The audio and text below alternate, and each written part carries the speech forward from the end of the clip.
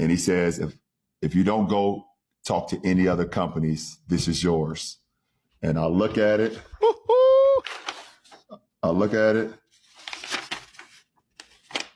$10 million fucking dollars. Oh!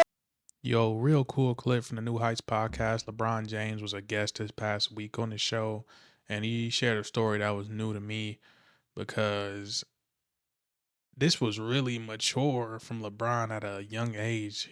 I mean, the situation he was in and the trust that his mom put in to him to turn down $10 million, I was still stealing beef jerky and Starburst out of the gas station. So I don't know what I would have done in that situation. Somebody offered me $10 million right off the bat. Trav, no, it was not. It was not always Nike. It was Nike when I was a young kid, when I was a young lad. Obviously, you know, I've been in love with Michael Jordan my whole life. So, come on now. You know, I saw him, Penny Hardaway, you know, Ken Griffey Jr., Bo Jackson. Yeah. I watched all these unbelievable sports figures. So as a kid growing up, it was Nike. Once I got into the AAU program, started playing basketball, Adidas took us over. And I took on 3 pitches. I did an Adidas pitch, I did a Reebok pitch, I did a Nike pitch. The best pitch that I got where I thought I was going to end up was actually Reebok at one point. Reebok. I went to their meeting. And I sat down across from their CEO and the guys that was running basketball. At the time, I don't know if you guys remember this, but Reebok had the NFL as well. Yes. Yeah, that's what it was when I first got into the league. Yeah, they had the NFL as well. So they knew my love. They knew my love for football as well. So they had all the NFL jerseys, all the Pro Bowl looking jerseys that was going to be the next year. And nice. I'm sitting across from the table. I'm a senior in high school. I'm going back to class the next day. They flew me in. I'm going back to St. Vincent St. Mary the next day, my senior year.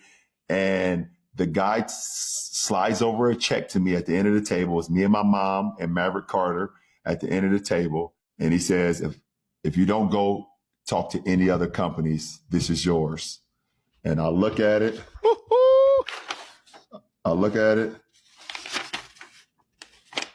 $10 million fucking dollars. Oh, 10 million. Just right there. As an 18-year-old, I was still stealing change out of my dad's fucking piggy bank to go get some candy and shit. I was a high school senior, man. They gave me a check for $10 million. And if I promised not to go see anybody else, I told them I need a break. They stepped out. I need to fucking I can't believe that. Right. I sat there. I need a timeout. My mom looked at it, and me and my mom were living in an apartment and, Section 8 housing in Akron. I'm going back. I don't have shit, whatever. And my mom looked at me. She said, son, trust your gut. If they're offering you this, then who knows what the other companies may offer you. Mm-hmm. Okay, Mom. Yeah, Ma.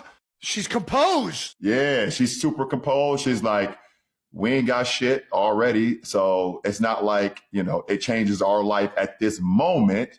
Yes, maybe in the future, but I want you to trust your gut and do what you think is right.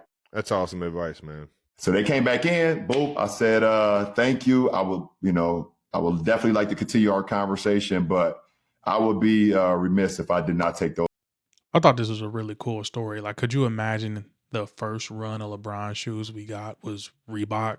Like, that would have been crazy. I'm glad he signed with Nike. It's a really cool story between him and his mom, though, and the circle he had around him.